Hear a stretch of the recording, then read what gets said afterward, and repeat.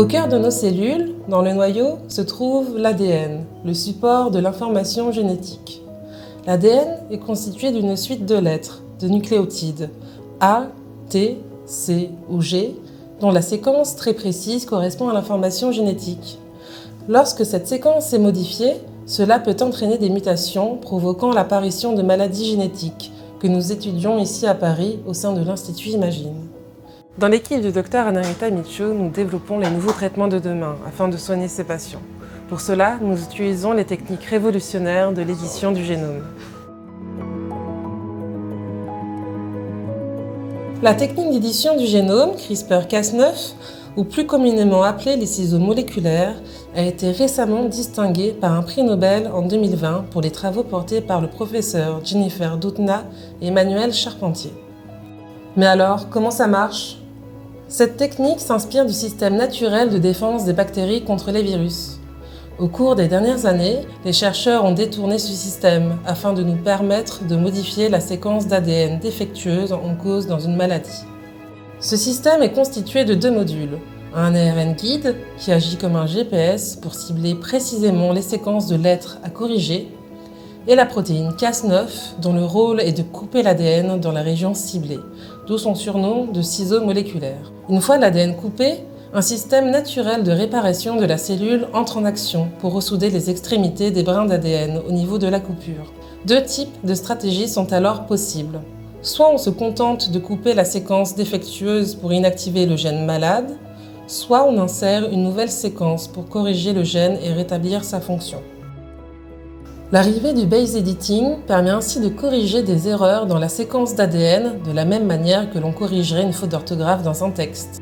Comme CRISPR-Cas9, le base editing repose sur l'utilisation d'un ARN guide et d'une enzyme, cette fois appelée le base editor, qui peut quant à lui modifier précisément chaque nucléotide qui compose l'ADN, A en G ou T en C, et ouvre ainsi de nouvelles opportunités de corriger les mutations de la séquence ADN.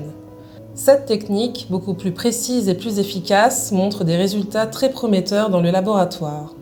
L'arrivée de toutes ces nouvelles technologies est en train de révolutionner la manière de soigner les patients et permet la mise en place de traitements qui leur sont maintenant possibles. Ici, dans notre équipe à l'Institut Imagine, nous développons des stratégies fondées sur l'édition du génome pour soigner la drépanocytose et la bêta-thalassémie, qui sont des maladies génétiques du sang les plus répandues dans le monde. Dans le cas de la drépanocytose, une mutation dans le gène de la globine, protéine constitutive de l'hémoglobine, altère la structure du globule rouge, qui permet normalement le transport de l'oxygène dans le sang. Le globule rouge malade va alors prendre la forme d'une faucille, le rendant rigide et collant. Cela va alors provoquer de nombreux bouchons dans les vaisseaux sanguins et entraîner de très grandes crises de douleur chez le patient.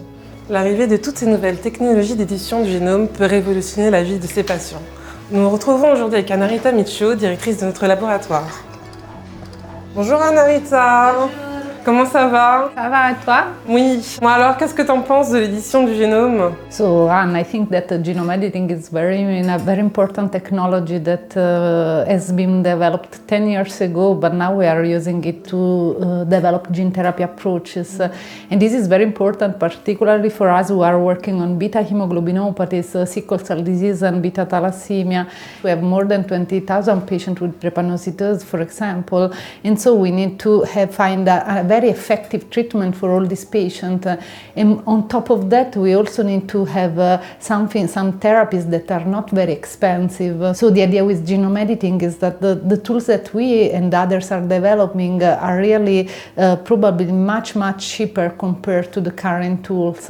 Definitely this is a tool that can be applied to many other diseases such as tumor or cancer. And so the hope for the future is that we can use this great tool to really cure many different pathologies, from genetics to non-genetic disorders, from children to adults.